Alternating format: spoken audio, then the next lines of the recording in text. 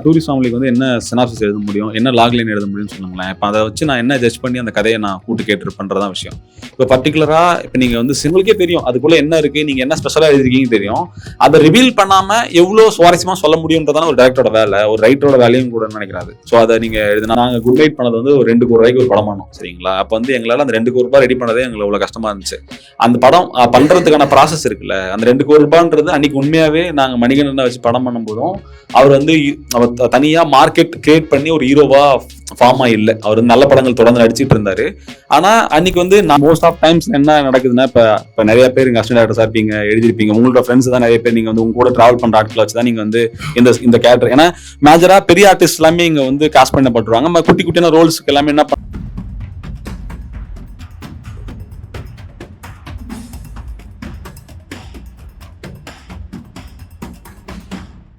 கலை மனிதனாக பிறந்த ஒவ்வொருவனும் அள்ளி அள்ளி பருக வேண்டிய அமிர்தமடாது. லவர் படம் பற்றி தான் ஒரு கேள்வி கேட்கணும். இப்போ வந்து நிறைய பேர் நீங்கள் சொன்ன மாதிரி ஸ்டார்டிங்கில் வந்து அந்த அவர் டாக்ஸிக்காக இருந்தது தான் கரெக்டு அப்படின்ற கண்ணோட்டத்தில் நிறைய பேர் பார்த்தாங்க. நானுமே படம் போகலான்னு என் ஃப்ரெண்ட்ஸ் கிட்ட டிஸ்கஸ் பண்ணும்போது இல்லை படம் நல்லா இல்லைன்னு ஒரே வார்த்தையில் முடிச்சிட்டானுங்க. ஸோ நானும் ஓடிடி வந்ததுக்கப்புறம் ஒரு 4-5 தடவை பார்த்தேன்.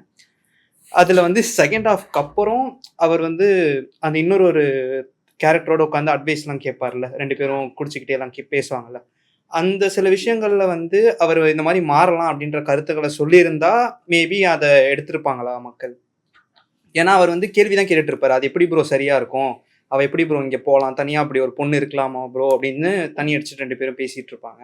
அந்த நேரத்துல நீங்க எதுவும் கருத்துக்கள் சொல்லி இருந்திருக்கலாமோ அப்படின்னு ஒரு கேள்வி. இல்ல ஆக்சுவலி என்னன்னா, அந்த அந்த சீனோட பர்பஸே என்னன்னா, பர்பஸ்ஃபுல்லா வந்து ப்ரீச் பண்ண முடியாதுல்ல ஒரு விஷயத்த வந்து அவனுமே அவனோட பாயிண்ட் ஆஃப் வியூ தான் எடுத்து வைப்பான். இப்போ நீங்க வந்து அந்த படத்துல எல்லா இடத்துலையுமே ஒரு சில இடங்கள் இருக்கும். ஒரு 2 பேரும் பர்டிகுலரா ஒரு ட்ரெக்கிங் போற சீன்ல ஒன்று இருக்கும். வந்து நான் வந்து அவளை பயங்கரமா லவ் பண்ணிட்டேன் ப்ரோ, அதனால தான் அதெல்லாம் என்னால் பண்ண முடியலன்னு ஒரு இடம் ஒன்று இருக்கும். அதாவது அவன் சொல்லலாம், நீ பயங்கரமா லவ் பண்ணா அப்படிலாம் பண்ண மாட்டாங்கன்ற இடம். அதுதான் கிட்டத்தட்ட அந்த படத்தோட ரியலைசேஷனுக்கான ஒரு பாயிண்டா இருக்கும் அதுல.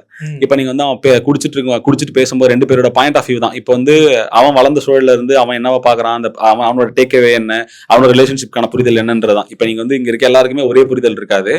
புரிதலுக்கு ஏற்ற மாதிரி எல்லா விஷயமும் மாறும். நம்ம பாக்குற விதங்களே மாறும் இல்லைங்களா. இப்ப நீங்க வந்து உங்களுக்கு பிடிச்ச சினிமா, நீங்க ஒரு உங்களுக்கு பிடிச்ச சினிமா எனக்கு பிடிக்காம இருக்கலாம், எனக்கு பிடிச்ச சினிமா உங்களுக்கு பிடிக்காம இருக்கலாம். ஸோ வந்து பெர்ஸ்பெக்டிவ் வந்து டிபேட்க்கு வைக்கலாமே தவிர இதுதான் சரி தப்புன்னு நம்ம சொல்ல முடியாது இல்ல. ஸோ அதனால வந்து அந்த படத்துல அவன் என்ன டேக்அவே அவன் எங்க எடுத்துக்கணுன்றதுக்கான விஷயங்கள் இருக்கலாம். அவன் வந்து ஸ்டார்டிங்ல இருந்தே இந்த படத்துக்கு வந்து ஒரு பி ஸ்டோரி ஒன்று செட் பண்ணி அவங்க அப்பாவோட கதையை தான் நம்ம வந்து மையமா வச்சு ஒன்று செட் பண்ணியிருந்தோம். ஸோ அவனோட புரிதல் வந்து அங்கதான் அவனுக்கான புரிதல் வரணும்ன்றதான் நாங்க நினைச்ச விஷயமா இருக்கும். அதுக்கு இடையில நிறைய இடங்கள்ல நிறைய விஷயங்கள் பேசுவோம். ஆனா அதுக்கான புரிதல் இருக்குல்ல, அவனை ஹிட் பண்ற பாயிண்ட் வந்து அவங்க அப்பாவை பத்தி அவங்க அந்த பொண்ணு பேசுற பாயிண்டா தான் இருக்கணும்னு நாங்க ரொம்ப கான்ஃபிடன்டா நம்பணும். அதனால தான் அந்த பர்டிகுலர் அந்த இடத்துல இருந்துச்சு விஷயம். படம் ரொம்ப பிடிச்சிருந்துச்சு. அப்புறம் என்னன்னா அந்த அப்பா கேரக்டர் பையன் கேரக்டர் 2 பேரும் அவங்களோட நெய்பர்ஹுட்ல நடந்து போயிட்டு இருக்கும் போது பின்னாடி வந்து நீங்க வேற எந்த மக்களுமே காட்டல, வெறும் அவங்க 2 பேரோட ஷார்ட்ஸ் மட்டும் தான் இருந்துச்சு. அதுக்கு எதுவும் காரணம் இருக்கா? ஏன்னா வந்து அது ரொம்ப தனியா இருந்த ஒரு ஊர் மாதிரி இருந்துச்சு, ஆளுங்களே இல்ல. நீங்க சொல்றது அந்த 2 பேரும் அவங்களோட பெர்ஸ்பெக்டிவ்ஸ் பேசிட்டு வரும்போதா? இல்ல ஸ்டார்டிங்ல இருந்தே சொல்றேன். அவங்க அப்பா கறி வாங்க போறதா இருக்கட்டும், இவங்க 2 பேரும் இறங்கி ரோட்ல நடந்து போவாங்கல்ல, மெயின் ரோடு வரைக்கும் அந்த செவத்தை தாண்டி, அப்போ கூட சைட்ல யாருமே கூட பின்னாடி நடந்து போல. இல்ல ஆக்சுவலா வந்துட்டு இது இந்த ரியல் லைஃப் ஸ்டோரியை தான் நாங்க பேஸ் பண்ணி எடுத்தோம். அதுக்கு தான் ஸ்டார்டிங்ல வந்துட்டு ஒரு டைலாக் வச்சிருப்போம். கிட்டத்தட்ட 7 நாளா மழை பெஞ்சிட்டு இருக்கும் அந்த இடத்துல, சரிங்களா. ஸோ யாருமே வெளியே வரதோ கிட்டத்தட்ட ரெட் அலர்ட் தான் அது, ஓகேங்களா. பட் இவர் அப்பா வந்துட்டு பையனுக்கு கிட்டத்தட்ட ஒரு ப்ராமிஸ் ஒன்று பண்ணியிருப்பாரு, இந்த மாதிரி கறி வாங்கி தரேங்கிற. அதனால அவங்க வெளியே வர வேண்டிய சூழலா இருக்குமே தவிர அது யாரும் வெளியே வர டைம் கிடையாது. அதுதான் விஷயம். தேங்க்யூ. என் பேர் வினோத், நான் லயலாவில் படிக்கிறேன். ஃபர்ஸ்ட் ஆஃப் ஆல் வந்து எங்களுக்கு ஒரு நம்பிக்கை வந்த காரணம் எங்களுடைய சீனியர் அபிஷானா எங்கள் காலேஜோட எங்கள் டிபார்ட்மெண்ட்னால எங்களுக்கு அது பெருமையாக இருக்குது. எனக்கு என்னென்னா அந்த படத்தில் ஒரு கருத்து ஒன்று இருக்குது சார். என்னென்னா அவர் ஸ்ரீலங்காலேருந்து வரும்போது அங்கே என்ன பொருளாதாரம் இல்லைன்னு சொல்லிட்டு தான் இங்கே தமிழ்நாட்டுக்கு வராரு. ஆனால் அவர் அந்த நடுவு சீனில் வந்து என்ன ஆகும்னா அந்த சாப்பாடை தூக்கி அடிப்பார். அவருக்கு அந்த வழி தெரியும். தெரிஞ்ச அவரே அந்த சீன் பண்ணும்போது எனக்கு மற்றவங்க எப்படி பார்த்தாங்க அது தெரியல, எனக்கு அது ரொம்ப ஃபீல் ஆயிடுச்சு. அவர் சாப்பிட்றதுக்காக எதுவுமே இல்லைன்னு சொல்லி தான் இந்த ஊருக்கே வந்திருக்காரு. ஆனால் நீங்கள் சொன்னீங்க சார், இப்போ ஒரு சீன் நான் படித்து பார்த்து தான் வந்து இது பண்ணுவேன். நீங்கள் படிக்கும் போது இந்த சீன் இருந்ததா, இல்லைனா இது வந்துட்டு இந்த சீன் இருந்தோம் கரெக்டாக இருக்கும் நீங்கள் ஃபீல் பண்ணீங்களான்றது அதாவது பவுண்டா வரும்போதும் அவங்க எக்கனாமிக் கிரைசிஸ்ல வரல. அதாவது நாங்க அந்த கதைகள் எனக்கு பிச் பண்ணும்போதும் அவங்க ஸ்ரீலங்காலேருந்து வந்ததுக்கான ரீசன் வேற ஒன்றா இருந்தது. ஸோ அது வந்து எக்கனாமிக் கிரைசிஸ்ன்றது அதுக்கப்புறம் ஒர்க் பண்ண ரீசன் தான். அண்ட் வந்து அந்த சீன் வந்து அவர் குடிச்சிட்டு வந்திருப்பார் ஆக்சுவலி. ஸோ அவர் வந்து அது வந்து சீனாவே அவர் குடிச்சிட்டு வந்ததுனால தான் அந்த மாதிரி பிஹேவ் பண்ணுறாருன்னு தான் எழுதிருக்கு. ஸோ சாப்பாடை வேல்யூ பண்ணாமல் தூக்கி அடிச்சதெல்லாம் விஷயம் இல்லை. அவர் வந்து குடிச்சிட்டு வந்தாரு. ஸோ அந்த கேரக்டரோட பிஹேவியர் வந்து அந்த ரொம்ப நாள் கழிச்சு குடிச்சிருக்காரு. அதோட விஷயங்கள் தான். அதுக்கு முன்னாடி இருந்த சீனோட அவருக்கு வேலை இல்லை, மற்ற விஷயங்களோட சேர்த்து ஒரு ப்ரெஷரில் பண்ண விஷயம் தான் தவிர வந்து பர்டிகுலரா இந்த கேரக்டரோட பிஹேவியர் வந்து நான் நார்மலா இருந்துச்சுன்னா சாப்பாடு தூக்கி அடிச்சிருக்கான்னு சொல்லிப்பேன். அவர் குடிச்சிட்டு வந்தாருன்ற ஒரு ரீசன் மட்டும் தான் அதை படிக்கும் போதும் அது கொஞ்சம் கன்வின்சிங்கா இருந்தது.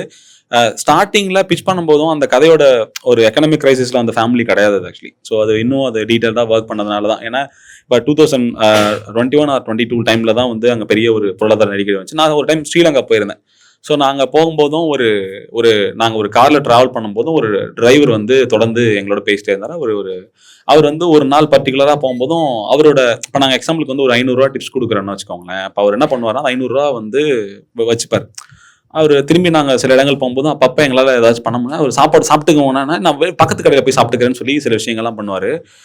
ஒரு நாள் வந்து நாங்கள் அங்கே இந்த இடம் ஒரு எங்க இருந்துன்னா கேல்னு ஒரு ஏரியா இருக்கு. அதுக்கு முன்னாடி ஒரு மிர்சான ஒரு இடங்கள் இருக்கு. அங்கிருந்து நாங்க வந்துட்டு இருந்தோம்.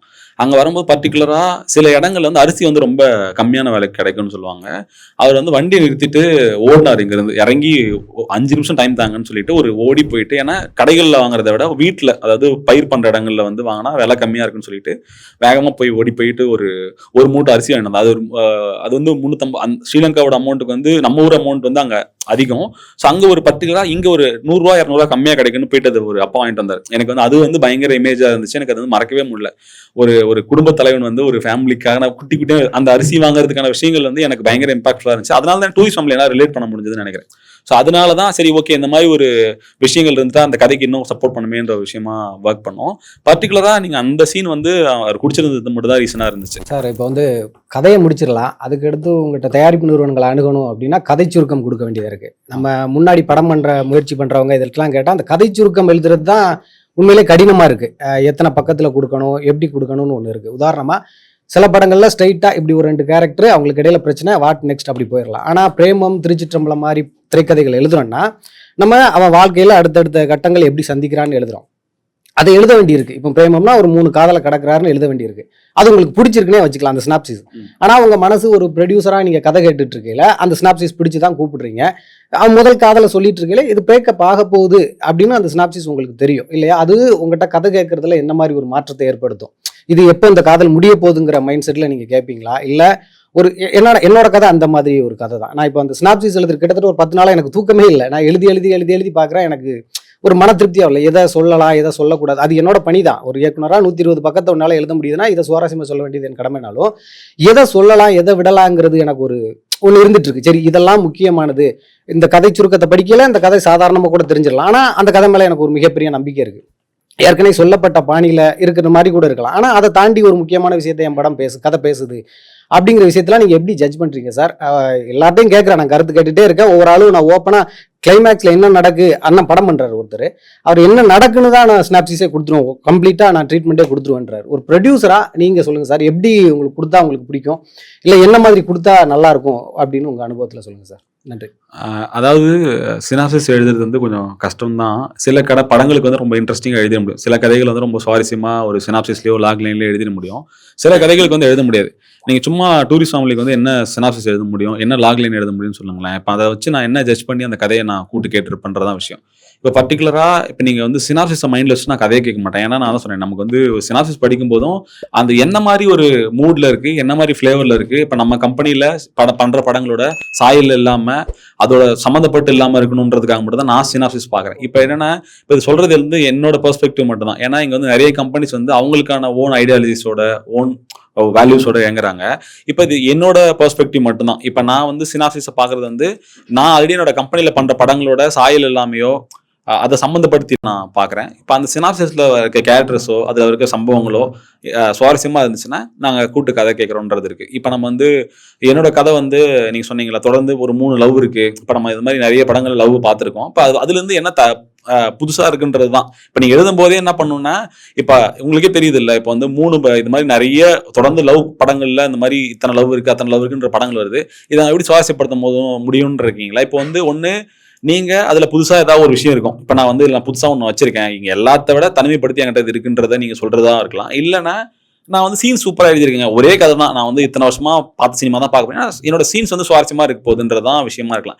இப்போ அதோட ரைட்டிங் ஸ்டைல் இருக்குல்ல, இப்போ நான் வந்து டூரிஸ்ட் ஃபேமிலி பண்ணும்போதும் நரேஷன்ல எனக்கு ரொம்ப இன்ட்ரெஸ்டிங்காக இருந்த விஷயம் என்னன்னா, எனக்கு அந்த படம் நான் வந்து ஒரு சில ரைட்டிங் ஸ்டைல் பார்க்கும்போது தெரிஞ்சிடும். இப்போ என்னன்னா, அதில் ஒரு சீன் இருக்கும், அதாவது அந்த வேன்ல மாட்டிக்கிட்டதுமே ஃபேமிலியோட போயிட்டு இருப்பாங்க.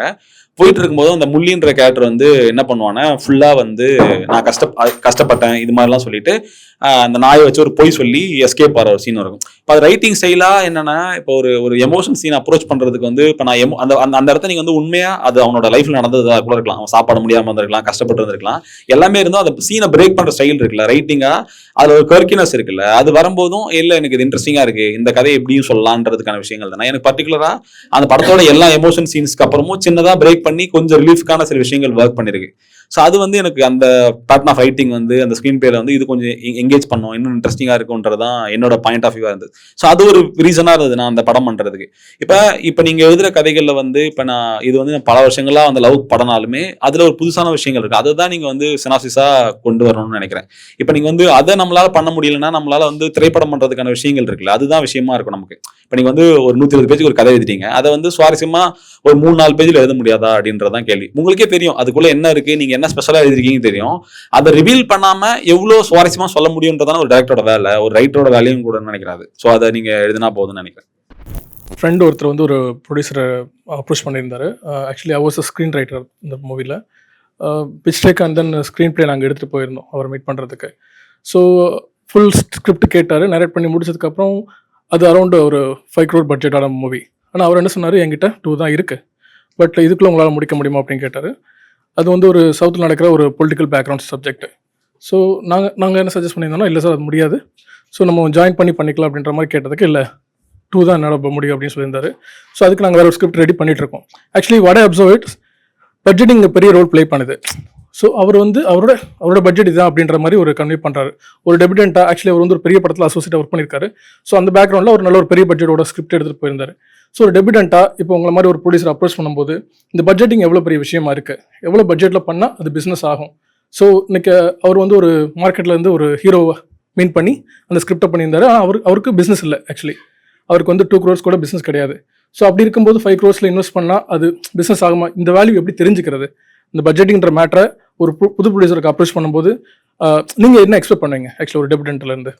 அதான் இப்போ வந்து பேசிக்காகவே படம்னு நம்ம சொல்லிட்டோம். நம்ம வந்து இந்த ஃபில்ம் மேக்கிங் ப்ராசஸ்க்குள்ளே போகும்போதே வந்து நீங்கள் எழுதுற வரைக்கும் நம்ம கையில் இல்லை. இப்போ நம்ம அதுக்கு பட்ஜெட்லாம் தேவையில்லை, நம்ம யோசிக்க தேவையில்லை. ஆனால் ஒரு படம் மாற்றதுக்கு வந்து பட்ஜெட் முக்கியம் இல்லை. இப்போ வந்து ஒரு படம் எடுக்கப்படுறதுக்கு வந்து காசு இருக்குது, இது வந்து பிஸ்னஸாகவும் மாறணும். இது ஒன்று நீங்கள் எழுதின கதைக்கான ஆர்டிஸ்ட் இருந்து மார்க்கெட் இருந்துச்சுன்னா அது ஈஸியாக நடந்துடும். அப்படி இல்லைன்னா கொஞ்சம் சிரமம் தான். ஏன் சிரமம்னா, நீங்கள் படம் எடுத்துட்டீங்க, அதை விற்று ரிலீஸ் பண்ணணும், இல்லை ரிலீஸ் பண்ணதுக்கான ப்ராசஸே ரொம்ப டஃப் தான். இப்போ அது வந்து இப்போ நீங்கள் சொன்னீங்களா இவ்வளோ பட்ஜெட்டில், அந்த பட்ஜெட்டில் நீங்கள் வந்து சில பேர் இன்னைக்கு வந்து 50 கோடி படம் பண்ண முடியும், ஃபர்ஸ்ட் படம் 10 கோடி படம் பண்ண முடியும், 2 கோடி படம் பண்ண முடியும். இப்போ வந்து இது வந்து மாறிட்டே இருக்கும்னு நினைக்கிறேன். இப்போ நீங்கள் வந்து இப்போ நான் வந்து இந்த பட்ஜெட்டுக்கு தான் படம் எழுத போகிறேன்னா, இப்போ உங்களால் அந்த ஹீரோவை அப்ரோச் பண்ணி கதை சொல்லி உங்களால் கன்வின்ஸ் பண்ண முடியுன்ற திறமை இருக்குதா, இல்லை வளர்த்துக்க முடியுமா, இல்லை அதை உருவாக்க முடியுமான்றது உங்கள் கையில் தான் இருக்குது. இப்போ நாங்கள் குட் நைட் பண்ணது வந்து ஒரு 2 கோடி ரூபாய்க்கு ஒரு படம் பண்ணோம், சரிங்களா? அப்போ வந்து எங்களால் அந்த 2 கோடி ரூபாய் ரெடி பண்ணதே எங்களுக்கு அவ்வளோ கஷ்டமாக இருந்துச்சு. அந்த படம் பண்ணுறதுக்கான ப்ராசஸ் இருக்குல்ல, அந்த 2 கோடி ரூபான்றது அன்னைக்கு உண்மையாகவே நாங்கள் மணிகண்டனை வச்சு படம் பண்ணும்போதும் அவர் வந்து தனியாக மார்க்கெட் கிரியேட் பண்ணி ஒரு ஹீரோவாக ஃபார்ம் ஆகில்லை. அவர் வந்து நல்ல படங்கள் தொடர்ந்து நடிச்சிட்டு இருந்தார். ஆனால் அன்னைக்கு வந்து நாங்கள் ஏதோ ஒரு விஷயத்தை நம்பின மாதிரி நம்புறதுக்கான விஷயங்களும் இருக்குது. இப்போ நீங்கள் பர்டிகுலராக சொன்னீங்களா 5 கோடி ரூபாய்க்கு ஒரு படம் பண்ணணுன்றது இருக்குல்ல, நீங்கள் 5 கோடி ரூபாய்க்கு ஒரு படம் பண்ணும்போதும் இப்போ நீங்கள் வந்து விஷுவல்ஸ் மாறும், ஆர்டிஸ்ட் மாறுவாங்க, நீங்கள் எடுக்கிற கதை ஒன்று தானே. இப்போ நீங்கள் வந்து நீங்கள் வந்து எப்படி வேணால் எடுக்கலாம். நாங்கள் வந்து குட் நைட் வந்து 35 நாளில் ஷூட் பண்ணோம், கிட்டத்தட்ட 72 கால் ஷீட். நாங்கள் டெய்லியுமே வந்து 2 கால் ஷீட் தான் ஷூட் பண்ணுவோம். சில நாள் சாட்டர்டே வச்சுன்னா காலைல 6 மணிக்கு ஆரம்பிச்சோன்னா அடுத்த நாள் காலைல 6 மணி வரைக்கும் ஷூட் பண்ணுவோம். அது ஏன்னா எங்களுக்கு வந்து ஹையர் கம்மி. பேசிக்காகவே என்னன்னா, எங்களுக்கு வந்து கேமரா ஒரு லொக்கேஷன் போயிட்டா அந்த லொக்கேஷனோட ஒரு நாளோட வேல்யூ இதுவாக ஒன்றா இருந்துச்சு. கேமரா ரெண்டல் ஒன்றா இருந்ததுனால நாங்கள் என்ன பண்ணோம்னா இப்படியெல்லாம் நாங்கள் ஷூட் பண்ணோம். ஸோ வந்து ஒரு கதை சொல்லணும்னா அதை நீங்கள் எப்படி வேணா சொல்லலாம்னு நினைக்கிறேன். நீங்கள் பர்டிகுலராக சில படங்களை சிஜி இருக்கு என்கிட்ட, அந்த மாதிரி விஷயங்கள் இருக்குன்னா பண்ண முடியாது. இப்போ நான் ஒரு 5 கோடி ரூபாய்க்கு ஒரு கதை எழுதிருக்கேன்னா 3 கோடி ரூபாய்க்கு அந்த படம் பண்ண முடியுமான்னு கேட்டால் கண்டிப்பாக முடியும். அதுக்கான விஷயங்கள் மாற்ற வேண்டியதாக இருக்குன்னு வச்சுக்கோங்களேன். இப்போ நான் இந்த மாதிரி ஒரு லொகேஷனில் நான் இந்த மாதிரி ஒன்று எதிர்பார்க்குறேன், இந்த மாதிரி ஒரு லைட்டிங்கில் நான் அந்த மாதிரி ஒன்று எதிர்பார்க்குறேன், இந்த மாதிரி ஒரு ஆர்டிஸ்ட்டுக்குன்னு எதிர்பார்க்குறீங்கன்னா அது கண்டிப்பாக அது இருக்காது, வேற ஒன்றா இருக்கும். பட்ஜெட்டிங்ன்றது எல்லாமே மார்க்கெட் சம்மந்தப்பட்டு மாறிட்டே இருக்கும். சரிங்களா? இப்போ வந்து இந்த பட்ஜெட்ல இந்த படம் பண்ணணுமா, இந்த மாதிரி விஷுவல்ஸோட பண்ணணுமா, பண்ணக்கூடாதுன்றது வந்து ஒரு ரைட்டராவோ டேரக்டராவோ நம்ம டிசைட் பண்ண வேண்டிய விஷயம் தான் நினைக்கிறேன். ஸோ இன்னும் பர்டிகுலராக கதைகள் எழுதும் போதும் இப்போ வந்து இன்னைக்கு எல்லாமே மார்க்கெட்டுன்றதுனால ஒரு ஆர்டிஸ்ட்டை பேஸ் பண்ணி தான் இங்கே இண்டஸ்ட்ரி இன்னமும் எங்கிட்டே இருக்கு. இப்போ வந்து ரொம்ப பர்டிகுலராக சில டேரக்டர்ஸ்க்கான பிஸ்னஸ் இருக்குங்க. அவங்க படம் பண்ணா ஆர்டிஸ்ட் முக்கியம் கிடையாது, அந்த டேரக்டரோட இமேஜுக்கு படம் பண்ண முடியுது. அவர் ஃபர்ஸ்ட் படம் பண்ற ஆட்கள் கிட்ட இமேஜ் இருக்காது, இப்போ வந்து அந்த அவங்களோட பேருக்கு வந்து பிசினஸ் இருக்காது. அப்ப என்ன பண்ண முடியும்னா ஒரு ப்ரொடக்ஷனர்ஸ் வந்து அந்த டைரக்டர் நம்பணும், ஒரு ஆர்டிஸ்ட் நம்பணும். அதை நம்பும் போது அந்த படத்துக்கான மினிமம் பட்ஜெட்னு ஒன்று இருக்குல்ல, நம்மளால அதை அச்சீவ் பண்ண முடியும்னு தோணுச்சுன்னா அதை பண்றது தான் சிறந்த வழின்னு நினைக்கிறேன். இன்னைக்கு வந்து ஒரு படம் பண்றதுக்கான ப்ராசஸ் வந்து இப்படியெல்லாம் இருக்கு, குட்டி குட்டியான விஷயங்கள் இருக்கு. நாங்க அன்னைக்கு வந்து குட் நைட் படம் பண்றதுக்கு வந்து ஒரு 4 கோடி ரூபாய் தேவைன்னு நினைச்சிட்டு உட்காந்து நீங்க எல்லாரும் படமே பண்ணிருக்க முடியாது. ஸோ இதுதான் பாசிபிள் வேணும், அதை பண்றது வந்து இன்னும் சிறந்ததுன்னு நினைக்கிறேன் நான். மறக்காம சப்ஸ்கிரைப் பண்ணிடுங்க.